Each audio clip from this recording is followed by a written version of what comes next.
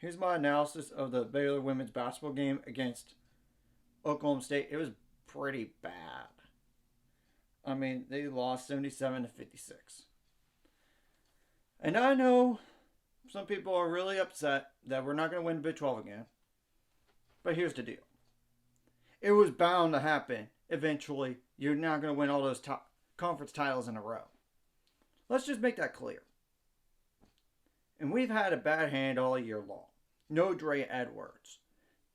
Injuries. Especially to Asia Blackwell.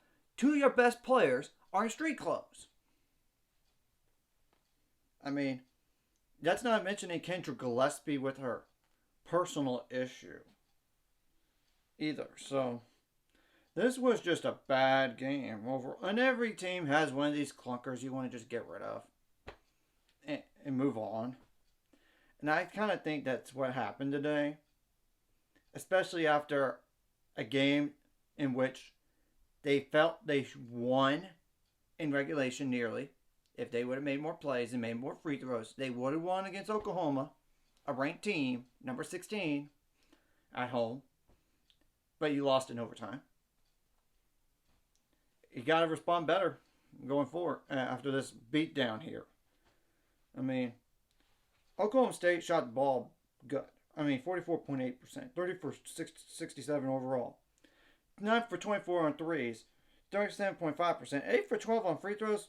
That's decent. 37 rebounds, 8 of those offensive, 13 assists, 8 steals, 2 blocks, 10 turnovers, 10 fouls. And they had, okay, that's 18, 33 points off the bench. You only had 9. That is a big difference. You didn't shoot the ball well either, ball good in this game either. I mean, 38.6%. 22 for 57 overall, 6 for 18 on threes. And before y'all complain on the threes thing that we're not good at it, we actually are. It was just an off game. So, cool it. 6 for 7 on free throws. That's the only positive thing on offense. 85.7% on free throws. That's the only positive thing. 36 rebounds, 7 of those offensive. 13 assists. That's not a good number. 5 steals. 5 blocks. That's a good number in blocks. But the steals, not so good. 19 turnovers. Just imagine all the transition points. And the points in the paint, which are layups every time. And 16 fouls. Now, individual numbers, Jamie Asbury had a quiet game. I mean, 7 points on 3 for 5 shooting, 1 for 2 on threes, 1 rebound, 2 assists, 1 steal, 2 turnovers, 2 fouls. Jay Owens had a quiet game too. 2 points on 1 for 7 shooting, 0 for 1 on threes, 2 rebounds, 3 assists, 2 turnovers, 1 foul. Sarah Andrews had a quiet game. 11 points, which she needs to be a little bit more than that, to be honest. 4 for 9 shooting, 3 for 5 on threes, 2 rebounds, 4 assists, 2 steals, 6 turnovers, 1 foul. Got to cut down that turnover buck. 11 points for Bella Fontori on 4 for 9 shooting, 1 for 3 on threes, made both free throws, 10 rebounds, more of those offensive. That's another positive in the game. 2 turnovers, 2 fouls. Kalen Bickle had a double-double also. 16 points on 6 for 13 shooting, 1 for 4 on threes, 3 for 3 on free throws, 13 rebounds, 1 assist, 6 turnovers, 2 fouls. The turnovers have really hurt us. Clearly.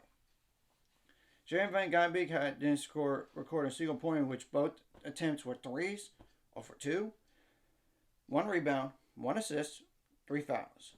Darion Lopez Bugs had a quiet game. I mean, 2 points on 1 for 5 shooting. 5 rebounds, 1 assist, 2 steals, 3 blocks, 2 fouls.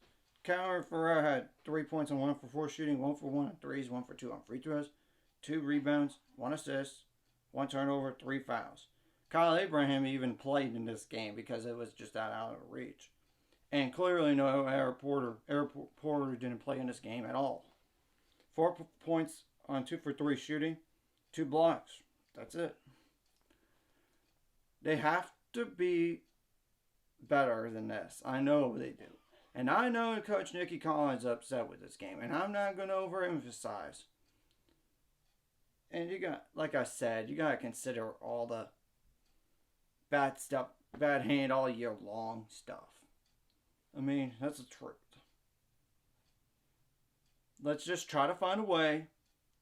We should be in the NCAA tournament, but we need to find a way to win the majority of our games just to get, just to win the games that we should win. I know Oklahoma State is a game you should have won, but win the other games, as well as knock off like Iowa State at home and Texas on the road. And prior to today, you were good on the road against some opponents. You only lost. Now this is your only second conference loss that's on the road.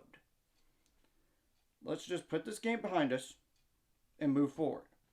Then following game is at Kansas State. You beat them by 20, but they beat Iowa State though, so you gotta be prepared and gotta move on mentally from this game and look at the film and dress and be better going forward.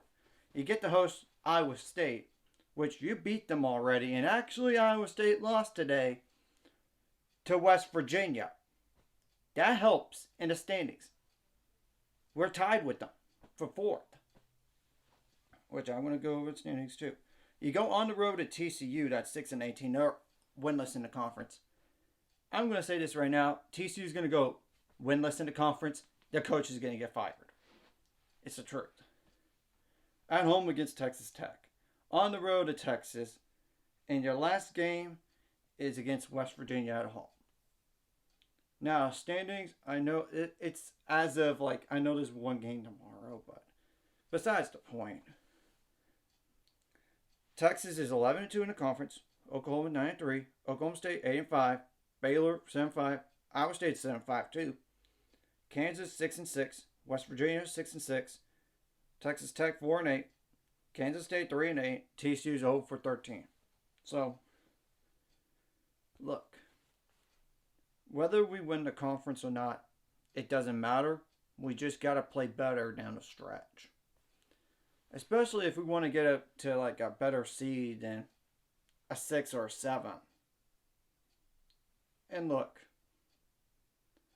I know they're going to address all the issues in the offseason too. I already know, like I said in a different video after the Oklahoma game.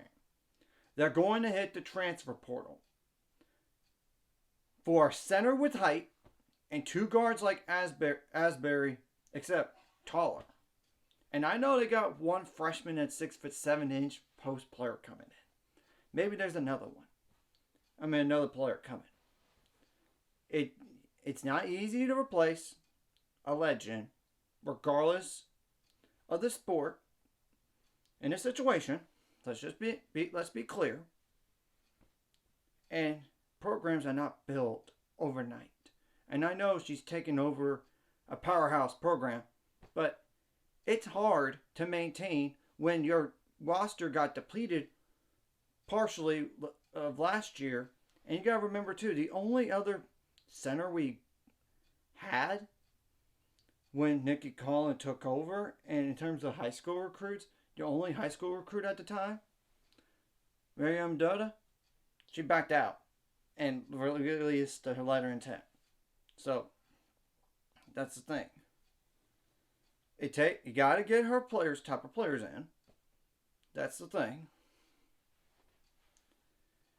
And you're gonna have to look at the mirror after this game.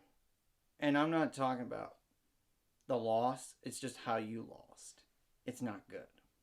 It's like that Arizona game all over again.